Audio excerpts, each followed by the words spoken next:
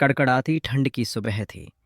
शहर की भीड़-भाड़ से दूर एक कोने में एक बूढ़ा भिखारी बैठा था, फटे पुराने कपड़े, उलझी दाढ़ी और थके हुए चेहरे के साथ।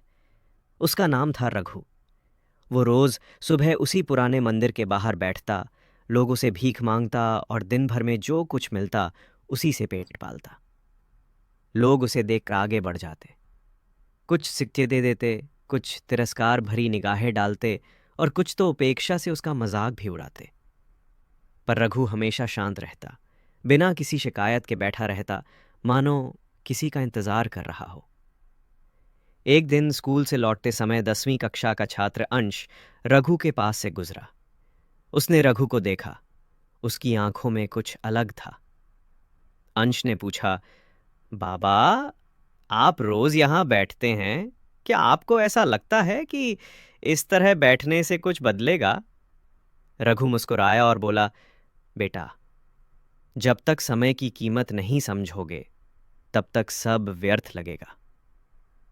अंश हैरान हुआ, एक भिखारी की बात में इतनी गहराई? कैसी कीमत बाबा? क्या समय भी बिकता है? रघु फिर मुस्कुराया, समय बिकता नहीं है बेटा, पर जो इसे बेच देता है वो खुद को खो देता है। अंश चुपचाप चला गया, लेकिन रघु की बात उसके मन में घर कर गई। कुछ दिनों बाद अंश ने रघु से फिर बात की। धीरे धीरे दोनों में दोस्ती हो गई। एक दिन अंश ने पूछ ही लिया, बाबा, आप इतने समझदार लगते हो, क्या आप पहले कुछ और थे? रघु की आंखों में आंसू आ गए। उसने सिर झुकाकर कहा, हाँ बेटा, मैं कभी सरकारी इंजीनियर था। अच्छी नौकरी, घर, गाड़ी, परिवार सब था। लेकिन मैंने अपनी जवानी के समय को शराब, आलस और घमंड में गंवा दिया। मैं सोचता था मेरे पास बहुत समय है, हर काम को कल पर टालता गया। दोस्तों की महफिल, देर रात पार्टियां और दफ्तर से छुट्टी लेना मेरा शौक बन गया। धीरे धीरे नौकरी चली गई, परिवार छूट गया और मैं यहां आ गया। समय ने मुझे बहुत कुछ सिखाया बेटा, पर तब तक देर हो चुकी थी। अंश स्तब्ध रह गया। उसे ऐसा लगा जैसे जीवन का कोई गहरा पाठ उसने बिना किताब के सीख लिया हो। उस दिन के बाद अंश ने अपने समय का मूल्य समझा। उसने मोबाइल पे समय बर्बाद करना बंद कर दिया, पढ़ाई में ध्यान देने लगा, माता पिता की बातें मानने लगा।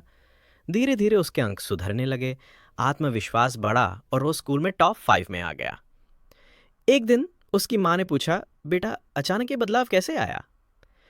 अंश ने मुस्कुराकर जवाब दिया, माँ, मैंने एक भिखारी से समय की कीमत सीखी है।